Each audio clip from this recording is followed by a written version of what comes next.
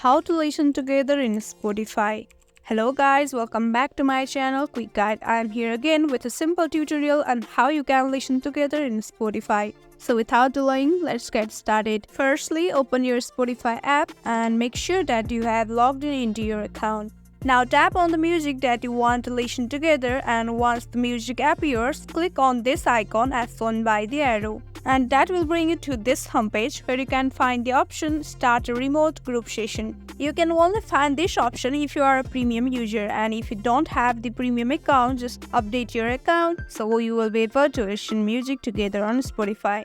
Now just click on the option Start a Remote Group Session and invite the friends you want to listen music together. And once they accept your invitation, you will be able to listen music and podcast together. And that's it. This wraps up for the tutorial on how you can listen music together on Spotify. If this video was helpful, don't forget to give it a like and subscribe to my channel. We'll see you on next video. Till then, stay tuned. Bye bye.